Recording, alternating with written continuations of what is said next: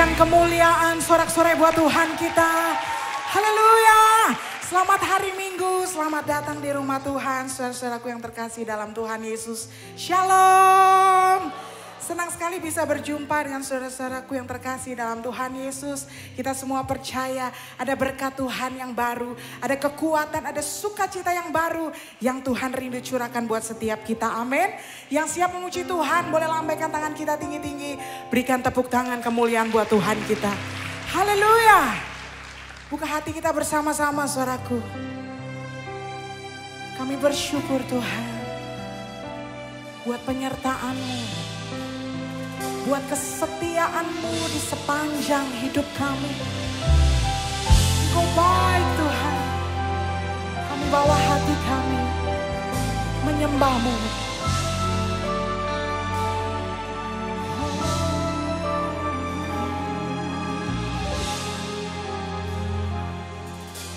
Bapa, Kau setia. Bapa, Kau mulia, tenanglah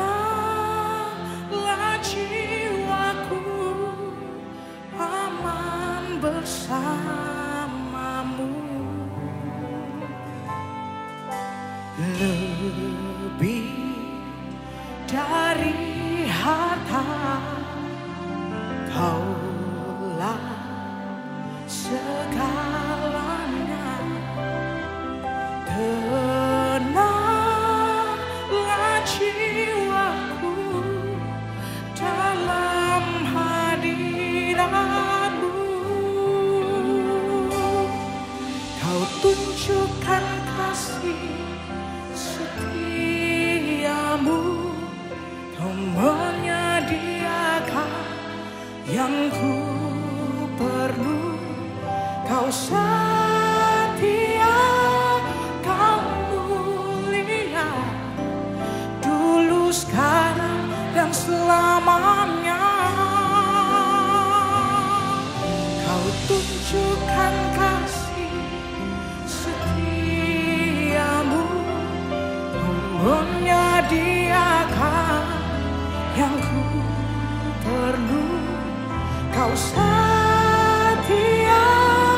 Kau mulia, Bapa, Kau setia.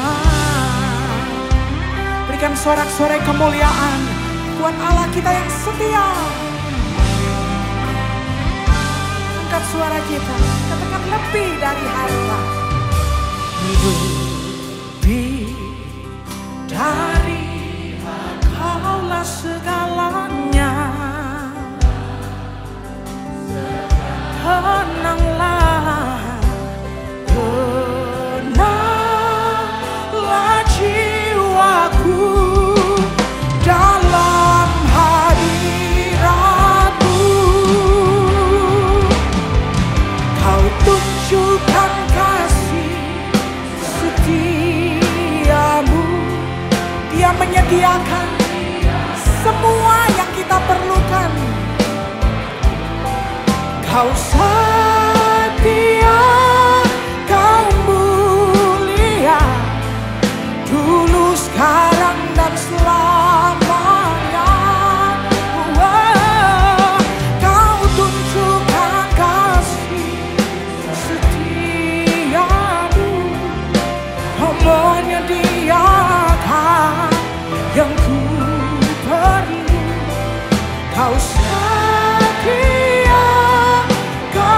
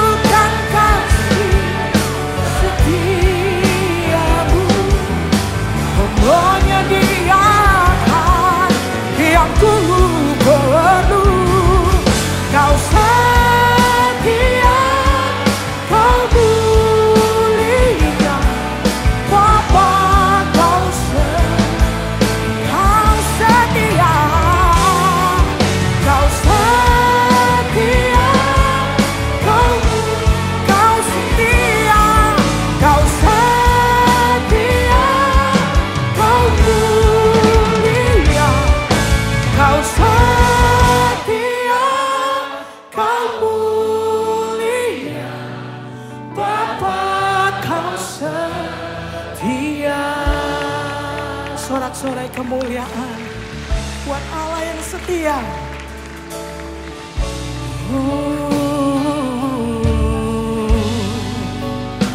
Engkau setia Tuhan, kasih-Mu besar bagi setiap kami.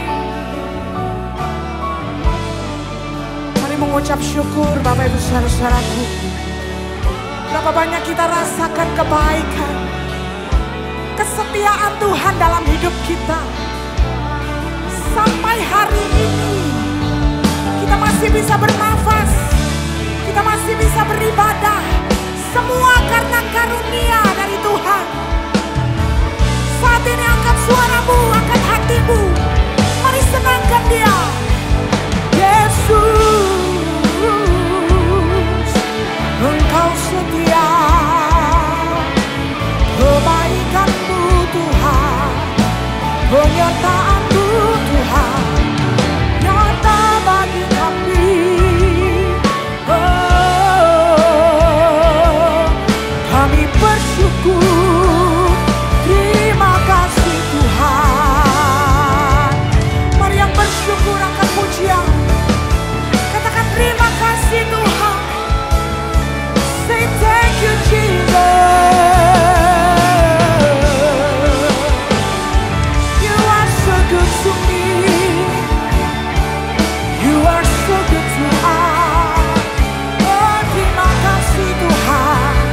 Engkau bagi kasih setiamu sempurna bagi kami.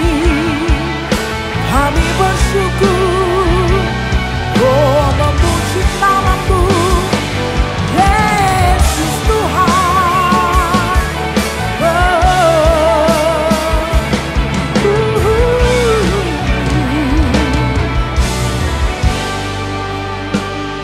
Sebab kasih setia-Mu itu Tuhan yang menghidupkan setiap kami, yang menguatkan setiap kami, dan memberikan pengharapan buat setiap kami. Terima kasih Bapa, buat damai sejahtera yang baru kami menerima ya Tuhan. Dan kami siap bersuka cita, memuji memuliakan nama-Mu. Di dalam nama Tuhan Yesus yang siap bersuka cita, mari bersama kita berkata, amin. Tepuk tangan yang meriah buat Tuhan kita. Haleluya. Mari bersuka cita bersama saudaraku. Tepuk tangan sama-sama. Hey.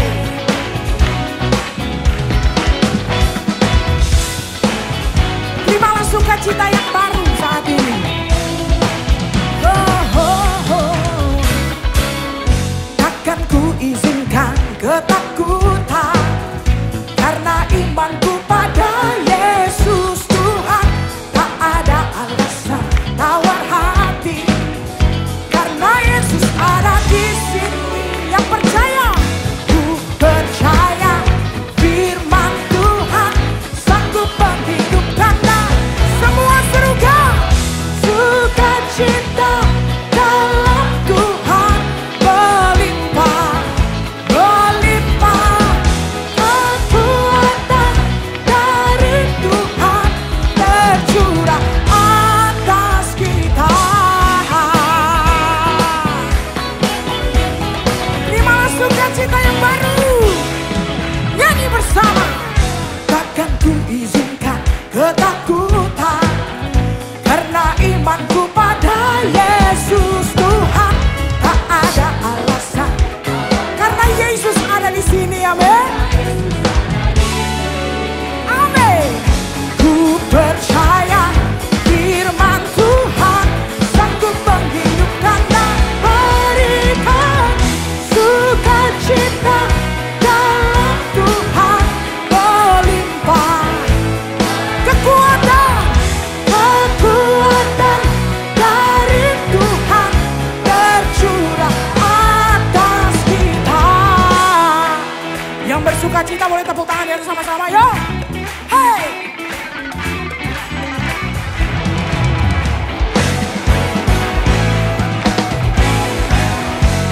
Jangan takut, jangan khawatir saudaraku. Dia memberikan damai sejahtera, sukacita yang melimpah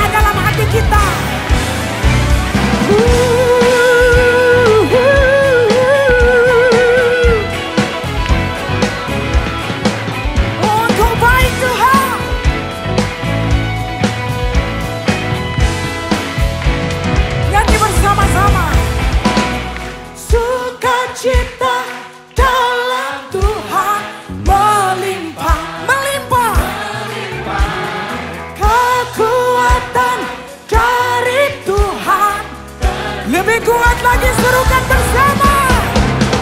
Sukacita dalam Tuhan melimpah, melimpah. Kekuatan dari Tuhan tercurah. Sukacita, sukacitanya melimpah, melimpah. Kekuatan dari Tuhan tercurah atas kita, tercurah atas kita. Haleluya. Tepuk tangan yang meriah buat Tuhan. Yang mau bersuka cita lebih lagi, lambaikan tangan kita tinggi. Tepuk tangan sekali lagi lebih meriah buat Tuhan kita. Hey!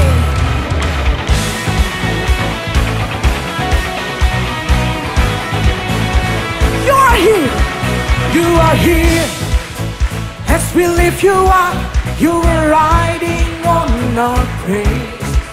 Being strong over everything, you are seated in our praise.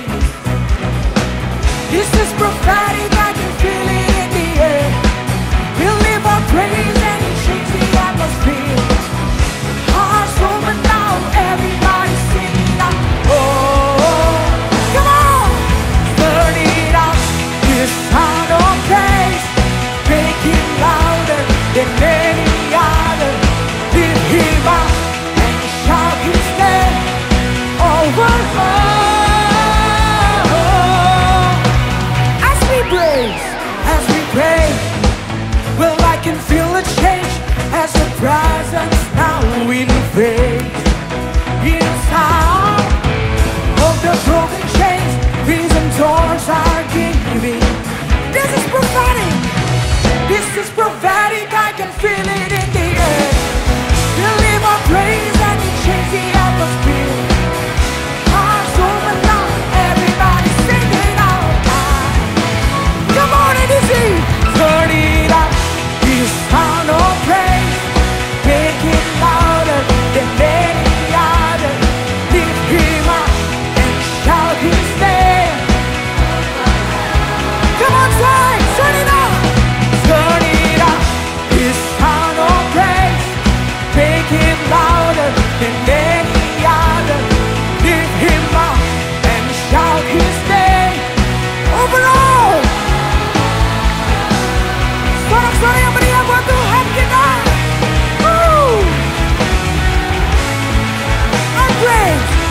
Our praise goes on. Your rain comes down. Our praise goes on. Your reign, oh Lord. Come on, everybody, sing with me. Our praise goes on. Your reign. Our praise goes on. Your reign comes down. We shout our praise. We celebrate. King of glory and servant. You are riding on our praise. Oh Lord. Say, turn it up. This sound of praise. Make it. Tepuk tangan sama-sama. Lift him up. This sound of praise. Overall. Turn it up. Turn it up. This sound of praise. Make it louder than any other. Lift him up and shout his name overall. Sorak-sorai bagi Tuhan. Haleluya. Silakan duduk kembali, saudaraku yang terkasih dalam Tuhan Yesus. Shalom Jemaat NDC, saya Samantha Juwita, senang dan bersyukur dapat hadir kembali untuk menyampaikan informasi dan kegiatan yang ada di NDC yang kami rangkum dalam NDC News. Gunakan aplikasi NDC untuk mengetahui jadwal ibadah di berbagai lokasi NDC. NDC membuka survei mengenai KOR, yaitu kelompok sel NDC. Survei ini dilakukan agar NDC dapat melayani saudara lebih baik lagi di dalam core. Saudara dapat mengisi survei terkait core NDC melalui aplikasi NDC di menu homepage. Pendaftaran relationship level class telah dibuka. Bagi jemaat yang ingin melaksanakan upacara pemberkatan nikah di NDC, dapat menghubungi core leader masing-masing. Kelas diadakan setiap Sabtu, mulai 4 hingga 18 Mei, pukul 10 di NDC Central Park. Informasi selengkapnya terdapat di website ndcministry.org/relationship-level. Ikuti Encounter Night pada Rabu 17 April pukul 19 bertempat di NDC Central Park. Renungkanlah firman Tuhan melalui Revive dan Revive Talks yang tersedia di platform media sosial dan aplikasi NDC. NDC membuka kelas Diklat Doa Basic. Pendaftaran melalui aplikasi NDC pada Senin 15 April dengan syarat telah lulus membership kelas M1 dan kuota terbatas. Persepuluhan dan persembahan dapat diberikan dengan melakukan scan kode kris NDC menggunakan beberapa aplikasi berikut ini. Dapat juga diberikan melalui kotak persembahan, melalui transfer bank ke rekening BCA, menggunakan mesin EDC BCA yang terdapat di counter, atau melalui website dan aplikasi NDC di menu giving. Mari bawa persembahan kita kepada Tuhan dengan hati yang bersyukur. Perkembangan pembangunan NDC PIK 2. Terima kasih atas dukungan jemaat sehingga kita dapat terus membangun. Saudara dapat berpartisipasi dalam pembangunan NDC PIK 2 dalam bentuk barang atau dana. Dukungan dapat diberikan melalui rekening BCA atau melalui aplikasi NDC pada banner Janji Iman. Dan laporan keuangan tersedia pada TV signage di area lobi.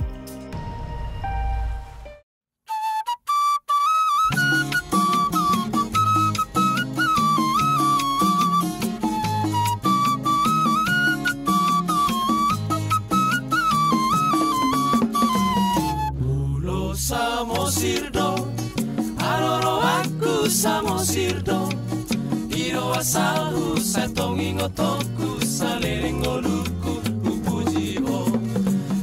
Asalu satongi ngotoku salelengoluku upujiho. Halo parents, mari hadiri seminar parenting dengan tema Healthy Connection to Maximize Kids Talent pada Sabtu 20 April pukul 10 di NDC Central Park.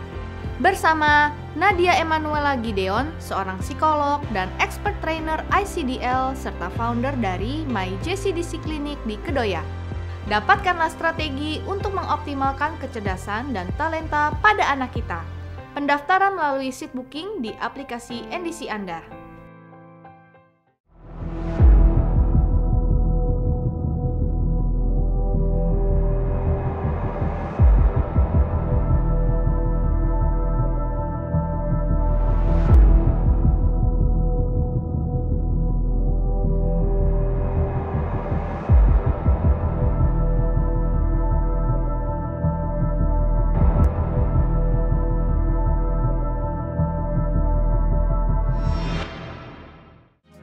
Untuk mendapatkan foto-foto ibadah di NDC, saudara dapat follow akun Instagram NDC Lenses. Berikut hotline NDC yang dapat dihubungi jika saudara membutuhkan pelayanan dari gereja. Kami segera menghubungi dan melayani saudara. Sekian NDC News yang dapat kami sampaikan. Terima kasih atas perhatian Anda, dan Tuhan Yesus memberkati. Haleluya. Kami menerima kekuatan dan sukacita yang baru daripadamu Tuhan. Kami rindu menyembahmu lebih lagi.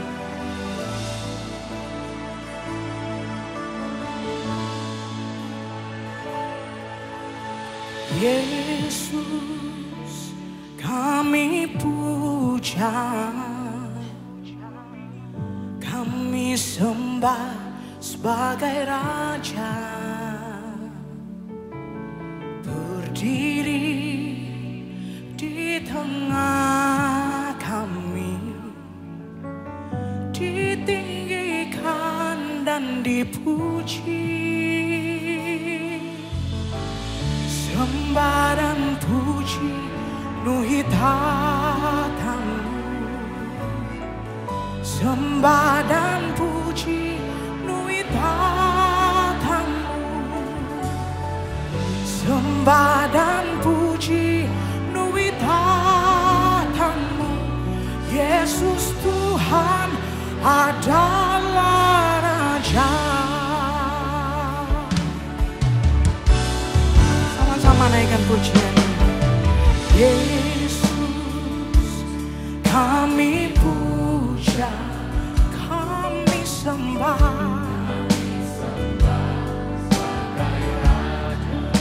Dia berdiri di tempat ini, berdiri di tengah kami, ditinggikan. Dan saya ajak kita bangkit berdiri kembali, saudaraku.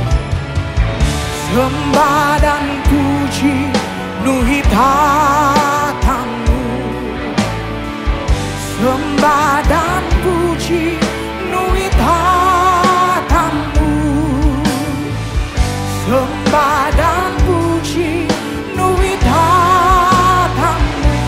Yesus Tuhan adalah sembah dan puji, oh, sembah dan puji nuitatamu, sembah dan puji nuitatamu, sembah dan puji nuitatamu. Yesus Tuhan adalah Raja. Kami datang dengan satu tujuan. Kami rindu menyenangkan hati-Mu Tuhan. Lewat pujian kami, dan lewat hidup kami, lewat perbuatan kami Tuhan. Biar nama-Mu disenangkan, biar nama-Mu ditinggikan. Mari angkat hati, angkat suara-Mu, sembah. Sembah dan puji nuitatamu, sembah dan puji nuitatamu, sembah dan puji nuitatamu. Yesus Tuhan adalah sembah dan puji, oh, sembah dan puji nuitatamu, sembah dan puji nuitatamu, sembah dan puji. Yesus Tuhan, Yesus Tuhan adalah, Yesus Tuhan, Yesus Tuhan adalah Raja. Yesus Tuhan adalah Raja. Mari ambil waktu sejenak kita sembah Tuhan.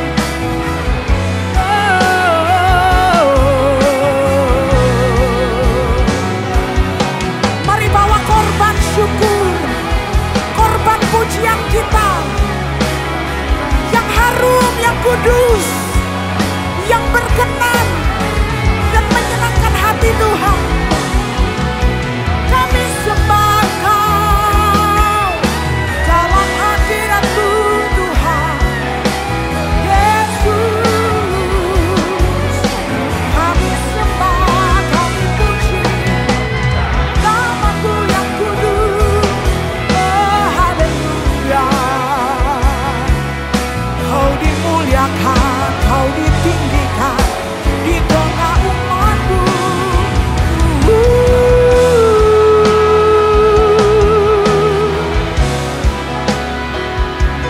Imam besar agung, Raja yang mulia, Dia berdiri di tengah kita, Dia bertahta di atas puji-pujian kita.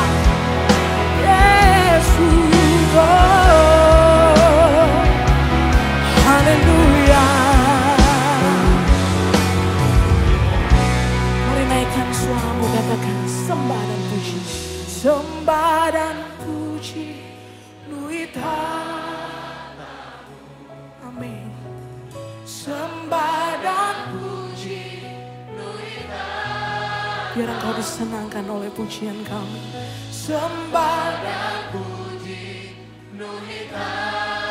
Yesus Tuhan. Adalah Raja. Kami sembah, kami puji nama-Mu Tuhan. Oh, sembah dan puji penuhi tatamu. Sembah dan puji penuhi tatamu. Sembah dan puji penuhi tatamu. Yesus Tuhan adalah Yesus Tuhan. Yesus Tuhan adalah Raja.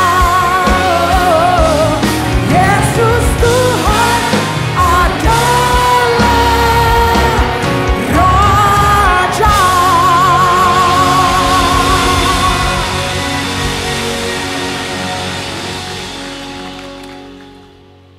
Tuhan, ini hidup kami berikan untuk menjadi persembahan yang hidup hari lepas hari. Kami tahu Tuhan bahwa hidup ini sangat begitu berharga. Dan kami tahu bahwa masa depan kami ditanggung penuh sama Tuhan. Kami mengucap syukur Tuhan buat hari ini. Kami mengucap syukur buat hari esok. Karena kami tahu Tuhan akan rangkaikan segala sesuatu mendatangkan kebaikan bagi kami. Kami mengucap syukur Tuhan buat apa yang sedang terjadi. Kami percaya Tuhan pada hari ini gak kebetulan kami ada di sini. Roh Tuhan yang berbicara kepada kami, menjadi mentor agung kami, konselor agung kami, teduhkan hati kami. Kami siap menerima firman kebenaran di dalam nama Tuhan Yesus. Kami berdoa, kita sama-sama katakan. Amin, amin, amin, amin. Haleluya, silakan duduk. Shalom. Oke. Jam ngantuk nih. Jangan tidur ya. Oke. Udah makan ya? Udah ngopi gak? Oke. Siapa yang suka minum kopi? Siapa yang suka espresso tanpa gula? Makin berkurang. Siapa yang suka double shot espresso? Makin berkurang. Triple shot. Wah, ini umat-umat pilihan Tuhan yang triple shot. Saya barusan triple shot. Iyalah 6 kali soalnya di sini. Di booster. Oke, Matius 21 ayat 42. Ayat yang luar biasa. By the way, terima kasih Revi. Revi teman lama saya. Thank you Revi. Dan semua tim PW. Saya mau semua Bapak Ibu untuk menghargai tim Praise and Worship. Tugas saya dan tugas semua hamba Tuhan yang naik ke atas mimbar selalu akan lebih mudah karena sudah dibuka jalannya dalam tanda kutip sama tim PW. Karena mereka yang lihat muka-muka itu di lagu pertama. Lagu-lagu pertama tuh muka-muka banyak yang belum konsen. Jadi walaupun angkat tangan gitu, mobil udah gue kunci gak tadi ya? Ya ampun rumah kayaknya belum gue kunci itu. Kompor belum mati. Itu lagu-lagu pertama. Makanya mereka bilang ayo masuk lebih dalam lagi gitu ya. Jadi pas saya naik tuh semua udah nyatu gitu. Jadi berikan tepuk tangan buat tim PW kalian. Luar biasa. Matius 21 ayat 42. Kata Yesus kepada mereka, belum pernahkah kamu baca dalam kitab suci, batu yang dibuang oleh tukang-tukang bangunan telah menjadi batu penjuru. Hal itu terjadi dari pihak Tuhan, suatu perbuatan ajaib di mata kita. Dan kalau kita pelajari ya, saya punya satu pelajaran namanya di Restoring the Kingdom. Itu saya kasih sedikit aja layer-layernya.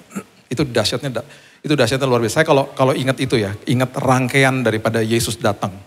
Sampai hari ini saya masih meneteskan air mata lah. Luar biasa. It's too incredible. Restoring the Kingdom itu dahsyatnya minta ampun.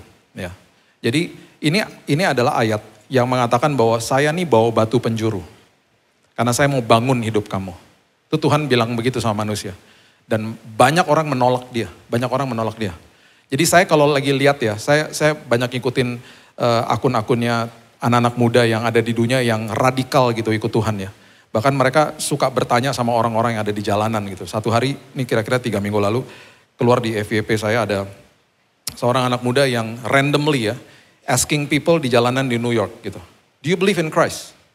85% bilang tidak. No, katanya. Hanya segelintir yang bilang iya. Dan bahkan beberapa marah. Ngapain lu nanya gue? Gitu. Kan urusan lu juga. Gitu. Jadi orang tuh menolak Tuhan tuh udah terang-terangan, bodoh amat. Dan jangan ngomongin Tuhan. Ya. Ada satu perusahaan besar di Amerika. Saya gak bisa sebut namanya. Gak etis lah. Anak saya dari dulu pengen banget kerja di situ. Karena dia suka dengan produk-produknya lah. Dia baru lulus tahun lalu, dia bahkan pernah hampir magang di situ. Dia bilang enggak deh. Karena mereka terang-terangan supporting LGBT dan mereka bilang kalau orang-orang yang masuk dan kerja dengan mereka, bahkan mereka mulai tahu bahwa ini orang-orang yang justru tidak setuju dengan gerakan itu. Bisa dibully di situ. Jadi dia bilang mendingan gak usah deh. Dan ini terjadi. Moralnya makin hancur gitu. Negara yang didirikan di atas firman Tuhan. Terdistorsi dan dihancurkan oleh karena kepentingan pribadi.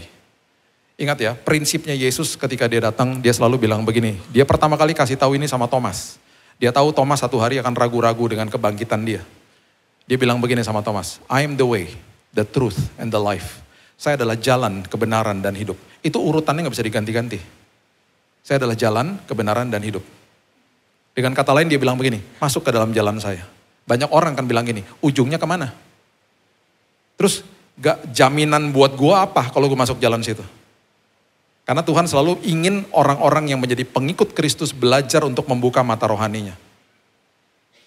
Makanya orang agama Kristen itu banyak. Orang Kristen itu dikit.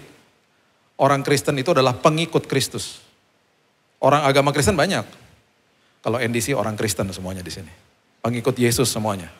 Itu sebabnya orang Kristen akan kejar hatinya Tuhan. Dia tidak akan kultuskan yang lain. Dia tidak akan kultuskan yang namanya tata ibadah, hamba Tuhan. Enggak, dia kejar Yesusnya. Itu orang Kristen. Dan ketika dia ngerti isi hati Tuhan, dia merdeka. Orang-orang ini merdeka sekali. Ya. Nah, waktu kerajaan sorga, ya jadi Alkitab nih dari Kejadian sampai Wahyu itu berbicara tentang kerajaan, raja sama anak-anaknya, kita. Nah kita ini diberikan tugas. Diberikan tugas sebagai utusan kerajaan sorga. Dan plus kita anaknya dia. Jadi waktu pertama kali kerajaan sorga membentuk bumi, itu karena kerajaan sorga mau ekspansi ke bumi. Jadi waktu manusia diciptakan sama Tuhan, dia sudah siapkan semuanya, manusia nggak dikasih sorga di awal. Manusia diberikan bumi. Dan dengan jelas Tuhan mengatakan ini amanat agung yang pertama menurut saya. Kejadian 1 ayat 26. Kuasai bumi. Dengan nilai kerajaan sorga. Terus kemudian yang memastikan supaya manusia menguasai bumi dengan nilai kerajaan sorga, dia kasih rohnya di dalam manusia. Ini istilah saya. Kalau bagi saya roh Tuhan itu, roh kudus itu salah satu fungsi itu sebagai dalam tanda kutip ya. Ini sekali lagi ini istilah saya. Jangan dicari di Alkitab, nggak ada. Sebagai gubernur. Kalau di dalam, karena kalau saya ngelihat kerajaan, contohnya gini lah. Belanda lagi kolonisasi Indonesia 350 tahun. Dia kirim gubernurnya ke sini. Gubernurnya memastikan supaya bangsa Indonesia mengikuti khasnya Belanda.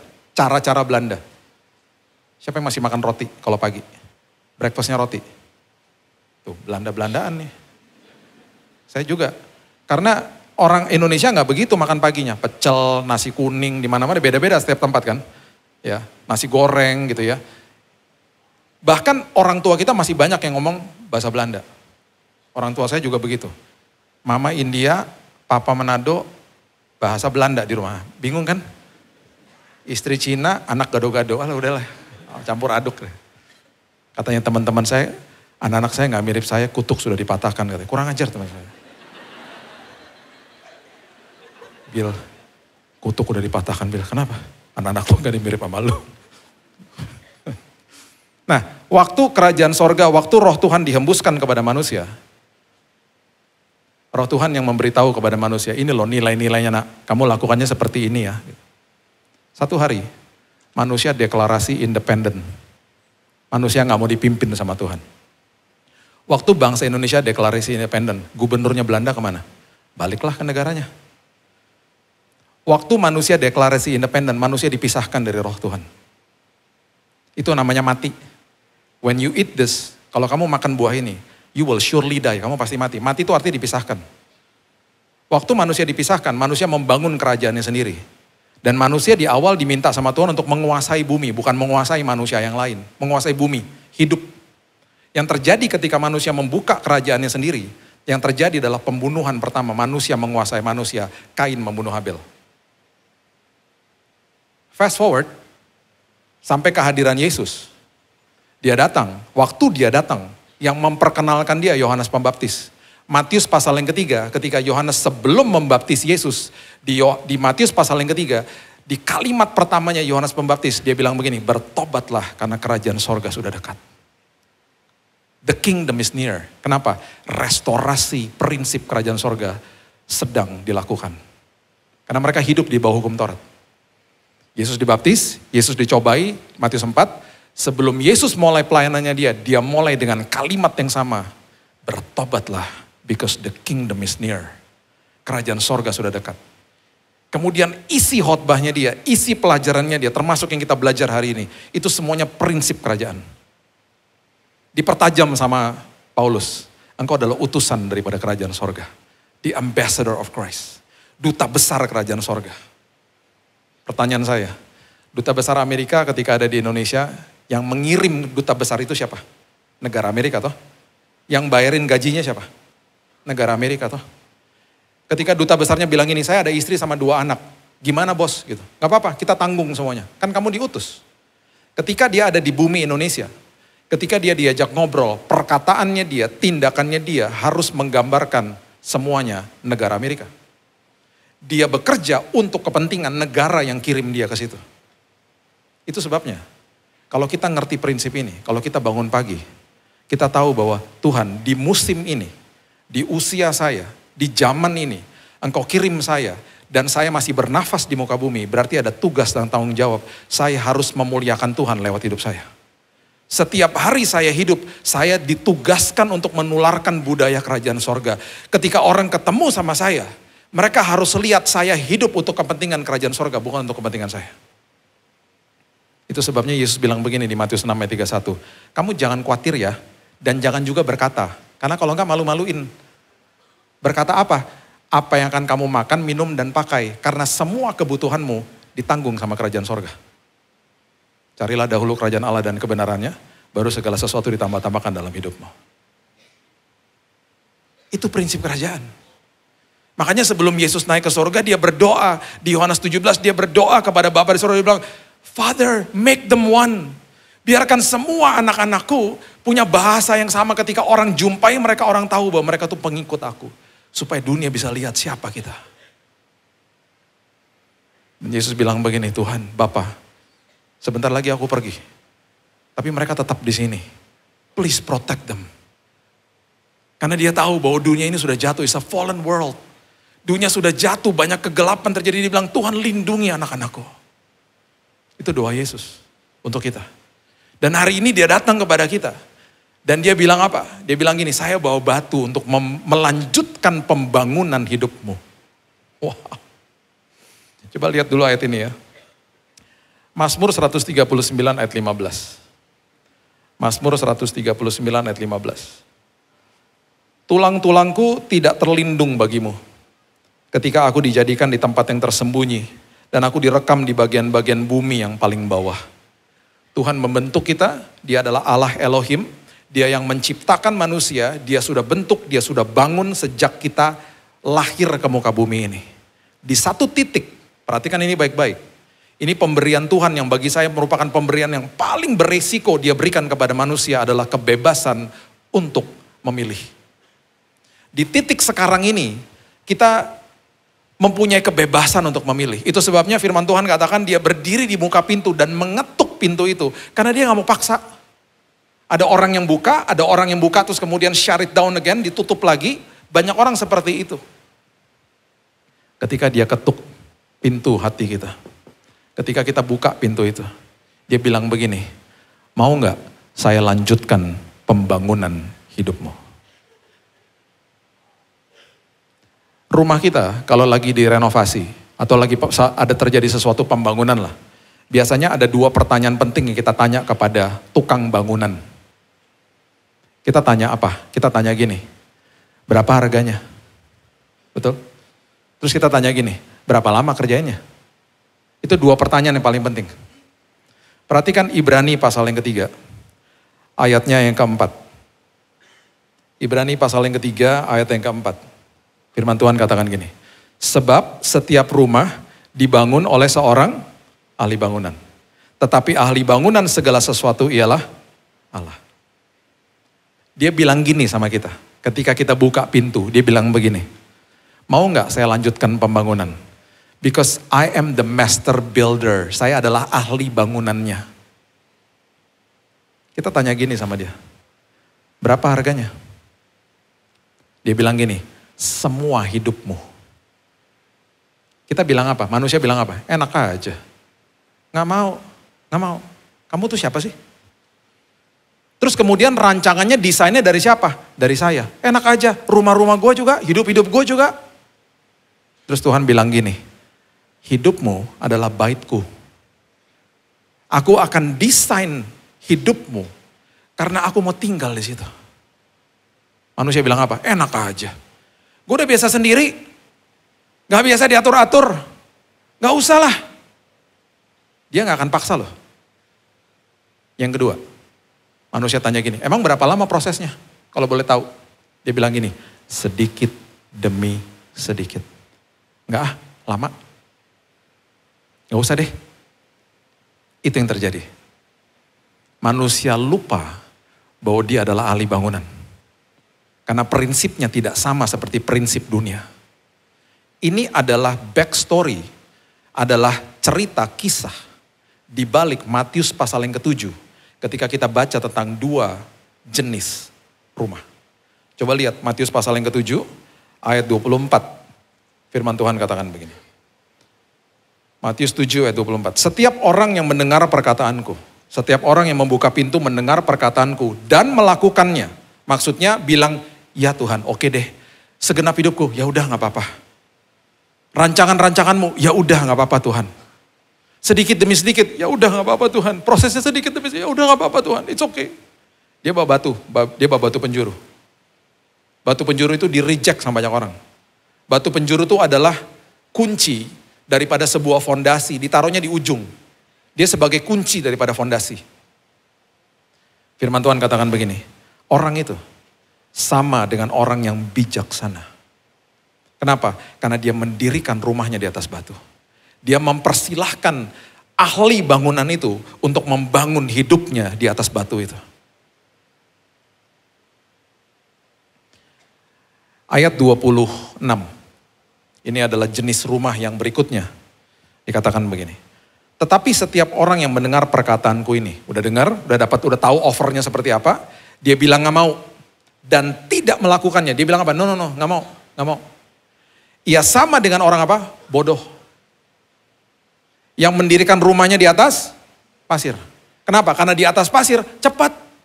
Gak pakai lama-lama, cepat di atas pasir.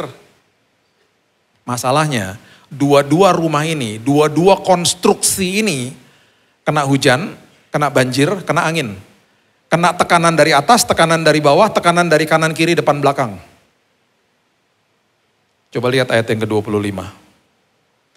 Kemudian turunlah hujan, datanglah banjir, lalu angin melanda rumah itu. Rumah yang mana? Rumah yang didirikan di atas batu. Tetapi rumah itu tidak rubuh sebab didirikan di atas batu.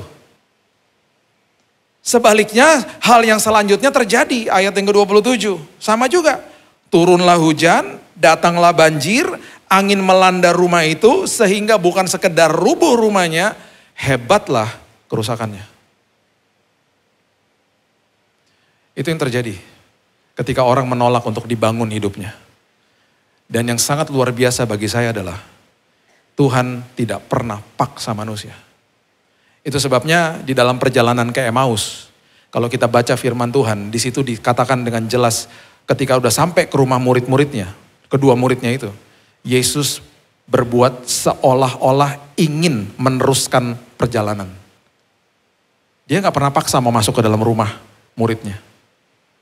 Kalau Alkitab mengatakan dia berbuat seolah-olah ingin meneruskan perjalanan, berarti kan dia bilang, dia begini nih, dalam hatinya gini, ini rumah kamu ya, oh ya udah deh saya jalan dulu ya. Dalam hati gini, undang dong. Tuhan loh. Tuhan yang berdaulat dan berkuasa, tidak paksa kita. Dan ketika kedua murid itu mengundang dia masuk, ketika dia memecahkan roti, mata mereka tercelik, mereka tahu itu Yesus. Perkara besar selalu terjadi ketika dia diundang masuk. Masalahnya kenapa manusia nggak mau melakukan ini? Kenapa manusia nggak mau masuk ke dalam jalan itu dan menemukan kebenaran akhirnya menghidupi kehidupan yang berkelimpahan? Sekali lagi ya, kalau kan dia datang membawa kehidupan yang berkelimpahan ya. Saya mau meluruskan ini.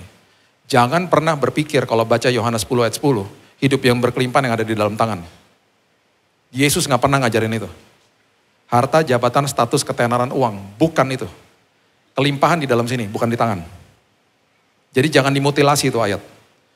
Oh Yesus yang tadinya kaya jadi miskin supaya saya jadi kaya. Kayanya kaya yang ada di tangan. Bukan. Orang yang kaya di dalam sini adalah orang yang mata rohaninya dibukain sama Tuhan. Orang yang kaya di dalam sini hidupnya pasti penuh dengan ucapan syukur. Saya punya 2 teman, dua-duanya di gereja. Yang satu kos-kosan. Kalau di tanggal tua ketemu sama saya, dia bilangnya, bro apa kabar? Selalu gini, selalu tersenyum. Saya gak pernah lupa senyumnya. Baik Bill, aduh Tuhan baik banget. Gimana lo? Ya emang seret sih Bill, tapi Tuhan selalu on time deh gitu. Tuhan on time, selalu on time Bill. Aduh Tuhan gue ucap syukur gue punya Tuhan Bill. Gitu kalau ngomong. Wow. Yang satu, oh kaya banget. Ke gereja juga. Semua orang tahu lah dia. Tajir melintir. Apartemen di mana-mana, rumah di mana-mana. Kalau ditanya gini, apa kabar bro? Ya doain aja lah Bill. Doain. Gak lama setelah pembicaraan itu dia loncat dari apartemennya. Bunuh diri. Yang kaya yang mana? Yang tinggal di kos-kosan. Karena kelimpahannya di sini, bukan di tangan. Jadi jangan dimutilasi itu ayat. Masuk ke dalam jalanku, engkau akan menemukan kebenaran, ujungnya hidup yang berkelimpahan di dalam sini. Nah ketika ini terjadi, nah ini manusia ya, manusiawi itu begini. Ketika saya berhadapan sama masa depan saya, seolah-olah masa depan saya itu tidak ada dasar untuk berharap. Itu manusiawi dan that's okay. Ya coba lihat. Roma pasalnya yang keempat. Ayat 18. Roma pasal yang keempat ayat 18. Sebab sekalipun tidak ada dasar untuk berharap, namun Abraham berharap juga dan percaya. Bahwa ia akan menjadi bapa banyak bangsa menurut yang telah difirmankan, demikianlah banyak nanti keturunanmu. Abraham apa? Berharap aja, dia percaya aja karena dia gak tahu ujungnya seperti apa. Abraham disuruh berangkat loh dari kota namanya Ur di Mesopotamia. Disuruh pergi ke tanah perjanjian. 2000 tahun sebelum Majus pergi dari area situ juga, dari Persia. Kemungkinan besar dari Persia kalau mereka. Pergi ke tempat di mana mereka juga nggak tahu Yesus dilahirkan di mana. Mereka dipertemukan sama Herodes di Yerusalem. Di situ baru mereka tahu ternyata Yesus dilahirkan di Bethlehem. 9 kilo dari situ. Kalau kita baca ceritanya, alurnya begitu. Jadi Abraham hanya dikasih tahu arahnya, tujuan akhirnya nggak dikasih tahu. Dia berjalan dengan mata rohani. Itu Abraham. Jadi seolah-olah masa depan saya itu seolah-olah kayak gak ada dasar untuk berharap. Nah sekarang perhatikan perspektifnya Tuhan. Itu perspektifnya kita kan. Sekarang coba lihat perspektifnya Tuhan Ibrani 11 ayat 10. Ibrani 11 ayat 10. Sebab ia tuh Abraham. Jadi ini kisah tentang Abraham dicatat di perjanjian baru ya. Sebab ia itu Abraham. Sebab Abraham menanti-nantikan kota yang mempunyai dasar. Kenapa mempunyai dasar? Karena ini perspektifnya Tuhan yang direncanakan dan dibangun oleh Allah. Gak usah jauh-jauh deh, kita lihat hari besok deh, hari Senin. Ya, Tuhan udah bilang gini sama kita. Hari Senin esok, saya sudah ada di sana. Karena saya menembus waktunya manusia. Saya sudah membangun sebuah hari yang begitu indah untuk dirimu. Karena rancangan dan rencanaku selalu tepat waktu dan selalu indah bagimu. Itu Tuhan. Jadi dari perspektifnya dia ketika dia lihat kita, tenang aja nak, masa depanmu sudah aku bangun. Itu sebabnya 50 tentara sekutu ketika ditangkap dan masuk ke dalam selnya tentara Nazi di Jerman, mereka udah dalam kondisi yang kurus, tinggal tunggu mati karena mereka ada di dalam satu sel 50 orang, tidak sanitasi tidak baik, ya. Dan mereka kurus kerontang tinggal tunggu mati. Satu hari tiba-tiba mereka saling berpelukan. Satu hari tiba-tiba mereka saling tersenyum satu sama yang lain. Selidik punya selidik, ternyata ada satu yang nyelundupin radio transistor kecil. Dan rupanya mereka mendengar bahwa perang dunia kedua sudah selesai. Dan mereka dengar juga di radio bahwa semua tahanan perang akan segera dibebaskan. Dan harus diperlakukan dengan baik. Pertanyaan saya ketika mereka tersenyum, apakah mereka sudah bebas? Belum. Mereka masih ada di dalam sel yang sangat jorok. Mereka tersenyum karena mereka tahu bahwa pertolongan sedang on the way. Hari ini, harusnya kita tersenyum lihat hari esok. Walaupun kondisi kita mungkin masih sakit, masih bergumul, masih banyak proses dan lain sebagainya. Kenapa? Karena kesembuhan, pemulihan, mujizat, berkat Tuhan sedang dalam perjalanan menuju hidupmu. Itu masa depan kita. Itu masa depan yang didirikan sama Tuhan. Nah masalahnya sekarang, ya Tuhan bilang juga begini, sekarang pembangunan proses hidupmu sedikit demi sedikit ya nak, banyak orang gak mau. Coba lihat Ulangan pasal yang ke-7 ayat yang ke-22. Ulangan 7 ayat ke-22. Firman Tuhan katakan begini, ini metafor tentang kehidupan rohani manusia ya. Banyak ayat-ayat di perjanjian lama merupakan bayangan atau metafor hidup rohani kita yang kita jalani hari ini. Ulangan 7 ayat 22. Tuhan Allahmu akan menghalau bangsa-bangsa ini dari hadapanmu sedikit demi sedikit. Sedikit demi sedikit. Engkau tidak boleh membinasakan mereka dengan segera. Supaya jangan binatang hutan menjadi terlalu banyak melebihi engkau. Jangan lakunya tergesa-gesa, jangan secara segera, sedikit demi sedikit. Karena bisa membahayakan dirimu ketika binatang buas keluar dari tempat persembunyiannya. Maksudnya apa? Gini, musuh bangsa Israel, ini perintah Tuhan kepada bangsa Israel, sudah diserahkan kepada mereka. Proses untuk bangsa Israel mengalahkan musuh-musuhnya, jangan dibantai sekaligus. Kalau dibantai sekaligus akan terjadi bangkai jenazah berhantaran di mana-mana. Ketika itu yang terjadi itu akan mengundang bau busuk, mengundang binatang buas keluar dari persembunyiannya. Dan jumlah mereka banyaknya minta ampun. Berbahaya bagi bangsa Israel. Paham ya? Kan Tuhan lebih tahu. Kan Tuhan tahu apa yang akan terjadi. Tuhan tahu siasatnya iblis. Jadi dia bilang begini, nak jangan cepat-cepat nak, sedikit demi sedikit. Supaya kamu punya waktu untuk nguburin mereka. Jadi kamu gak membahayakan dirimu juga. Hari ini ya ketika kita dibangun sama Tuhan. Tuhan lagi bangun kita sedikit demi sedikit. Paulus mengatakan begini di Roma pasal yang ke-5 ayat 1-5. Nanti Bapak Ibu baca sendiri di rumah. Dia bilang begini. Hidup udah pasti ada kesengsaraan. Ada kesengsaraan tuh maksudnya gini. Itu bahasa terlalu ngeri mungkin di kuping ya. Hidup ini pasti ada masalah lah. Hidup ini pasti ada ujian. Paulus bilang begini, aku bermegah di depan ujian. Karena aku tahu itu kesempatan buat aku belajar tekun. Tekun adalah bertahan secara sabar. Mau diproses sama Tuhan sedikit demi sedikit. Kenapa? Karena setelah itu lahirlah sebuah buah yang luar biasa. Alkitab mengatakan orang-orang seperti itu akan menjadi orang yang tahan uji. Bahasa Inggrisnya karakter. Dan menimbulkan pengharapan yang tidak pernah mengecewakan. Jadi maksudnya Tuhan gini loh, kalau kamu lagi dibangun sama saya sedikit demi sedikit, supaya ketika nanti kamu menjulang tinggi, ketika nanti ada badai, kamu gak goyah. Ketika ada pujian, kamu gak sombong. Makanya semua yang dibangun di kedalaman, mahal harganya. MRT lebih mahal dari LRT. Paham gak yang saya ngomong barusan? Kalau orang Jakarta pasti ngangguk-ngangguk. Saya kemarin ngomong begini di luar kota, mereka bingung, apaan tuh? MRT di bawah tanah, LRT di atas. Paham ya? LRT mahal. Makanya mall-mall yang jual barang mahal, basementnya banyak di bawah, berlayer-layer. Karena jual barang mahal gak apa-apa, balik kontar modalnya. Beda sama gedung ITC. Hampir kebanyakan parkirannya di atas. Karena jual barang murah. Jadi semua yang dibangun ke bawah, mahal harganya. Makanya kalau nonton pembangunan fondasinya Burj Khalifa 828 meter di Dubai, gedung tertinggi di dunia, waduh luar biasa. Prosesnya lama, kosnya besar. Itu maksudnya Tuhan. Prosesmu makin lama karena aku lagi bangun karaktermu. Siap-siap aku bawa tinggi. Itu maksudnya Tuhan, sedikit demi sedikit. Karena dia tahu siasatnya iblis. Dan yang sangat luar biasa di ayat terakhir saya bagikan ini ya. 1 Raja-Raja. Pasalnya yang ke-6, ayatnya yang ke-7. Ketika Tuhan membangun sebagai ahli bangunan, ini yang dia lakukan. 1 Raja-Raja 6 ayat 7. Pada waktu rumah itu didirikan. Rumah itu adalah bait Allah yang pertama yang didirikan sama Salomo. Di mana? Jogja. Yerusalem. Ngawur aja Jogja. Yerusalem. Dipakailah batu-batu yang telah disiapkan di penggalian. Kalau kita belajar kata penggalian itu berarti disiapkannya di Lebanon. Perhatikan ini. Sehingga tidak kedengaran palu atau kapak atau sesuatu perkakas besi pun selama pembangunan rumah itu. Jadi selama pembangunan bait Allah, sunyi.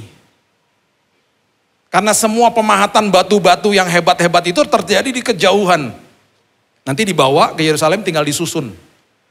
Tuhan sedang berbicara apa sih sama kita hari ini? Gini loh, di dalam proses hidupmu, semua peperangan rohani, semua masa depan yang aku bangun di kejauhan.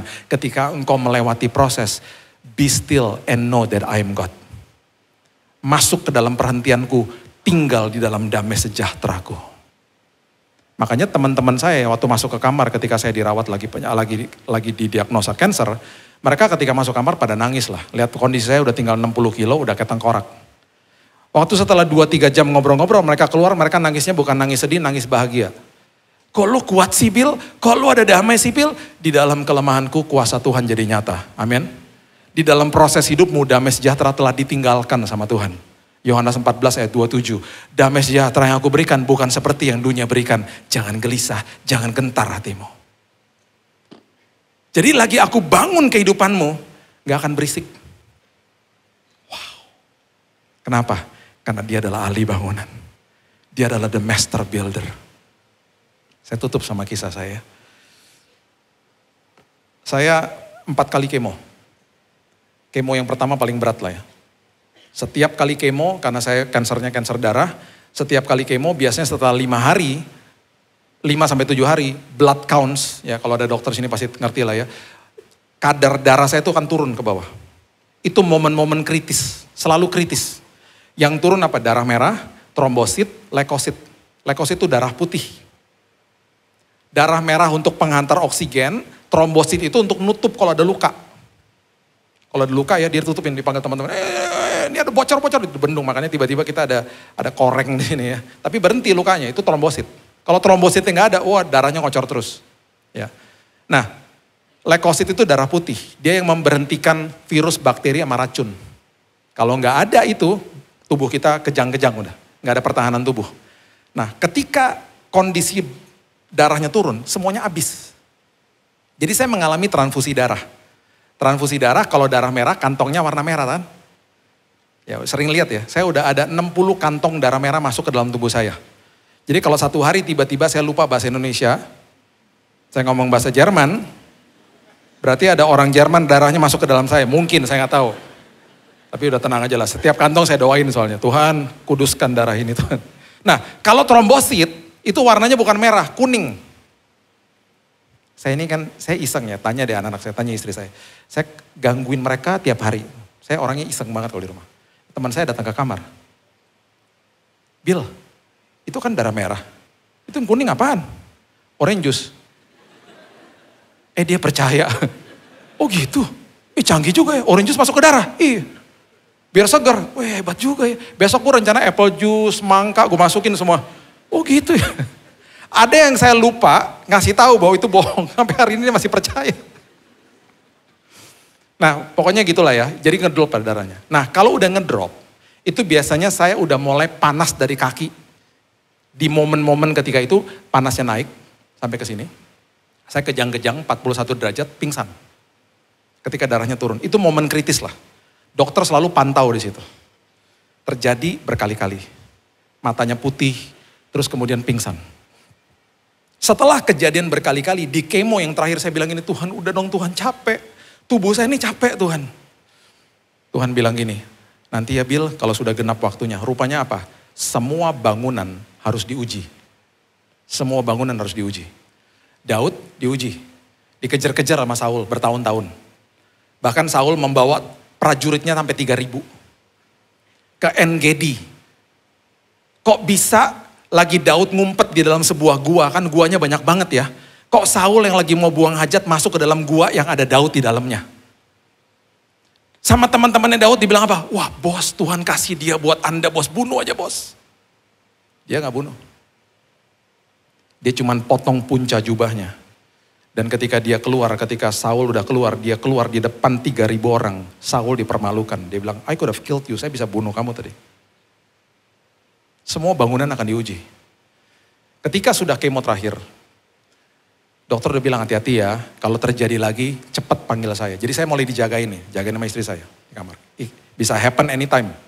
Satu hari, satu pagi, saya baca renungan harian. Tiba-tiba renungan itu memberikan saya Matius pasal yang keempat, ketika Yesus dicobai.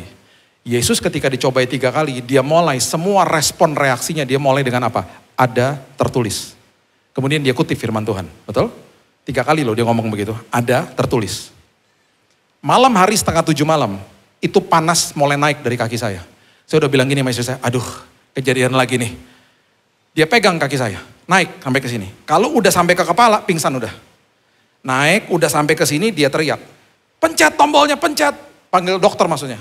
Waktu saya mau pencet, ada suara, jangan. Kok jangan? Jangan Bill, jangan. Jangan apaan? Jangan. Terus dia bilang, ada suara yang ngomong gini, ingat gak tadi renungan tadi pagi? Iya. Aduh cepetan Tuhan, dialognya cepetan. Ini kalau udah sampai sini pingsan gua. Cepetan ngomong apa nih, jangan muter-muter buruan-buruan gitu. Ingat gak tadi pagi? Iya ingat. Ingat gak Yesus ngomong apa ketika dicobai? Ada tertulis. Lakukan hal yang sama. Saya teriak dong. Ada tertulis. Bilurmu sudah menyembuhkanku. Saya teriak cuma sekali. Tiba-tiba tuh panas udah sampai sini. Turun. Sampai ke tangan istri saya. Dia bilang panas. Tiba-tiba hilang. Ting, hilang. Dalam sekejap hilang. Yang tadinya panasnya udah mau naik, di monitor turun, 37 normal. Dokter gak pernah tahu. Itu kejadian cuma saya sama istri saya yang tahu. Jadi kalau dokter saya nonton, hai dok. Dia baru tahu sekarang. Dia bilang gini, semua bangunan harus diuji. Dan saya percaya dalam hidup kita hari ini, apapun yang kita sedang lewati, Tuhan sudah membangun masa depan kita. Dan hari ini biarkan dia bangun hidup kita. Karena he is the master builder. Dan saya percaya hidup kita akan terus dibawa naik sama Tuhan. Dan kita menjadi orang-orang yang luar biasa di dalam naungannya. Berikan tepuk tangan kita untuk Tuhan kita. Haleluya. Bapak yang baik, terima kasih Tuhan buat firman Tuhan. Mengucap syukur Tuhan bahwa Engkau adalah ahli bangunan dalam hidup kami. Ini respon kami Tuhan. Kami mau mendengar dan kami mau melakukan firman Tuhan. Supaya betul-betul hidup kami didirikan di atas batu. Ketika ada badai kami gak goyah. Ketika ada pujian kami gak sombong. Karena Tuhan yang menjadi jangkar, menjadi batu, landasan, dasar daripada kehidupan kami. Bahkan masa depan kami penuh dengan harapan yang tidak mengecewakan. Karena masa depan kami pun sudah dibangun sama Tuhan. Terima kasih Bapak yang baik, kami mengucap syukur, meteraikan firman ini. Karena kami juga adalah manusia yang sudah dimeteraikan sama Roh Kudus. Hanya di dalam nama Tuhan Yesus kami sudah berdoa dan mengucap syukur. Kita sama-sama katakan, amin. Tuhan berkati.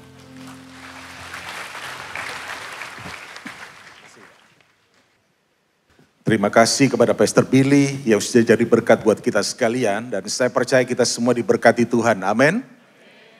Dan biar kita saudara percayakan hidup kita pada Tuhan. Karena dia adalah master ya, builder saudara. Yang akan membangun hidup kita, masa depan kita. Dan percayakanlah pada Tuhan. Bagi saudara yang membutuhkan doa secara khusus, saya mengajak Anda untuk bisa scan QR yang ada. Saudara bisa menyatakan permohonan doa Anda, ada tim dari NDC yang akan berdoa bagi Anda semua. Dan selanjutnya bagi Anda yang mau mengikuti Revival Night saudara setiap minggu, saya dorong Anda supaya kita punya kehidupan rohani tetap bugar secara stamina saudara ya.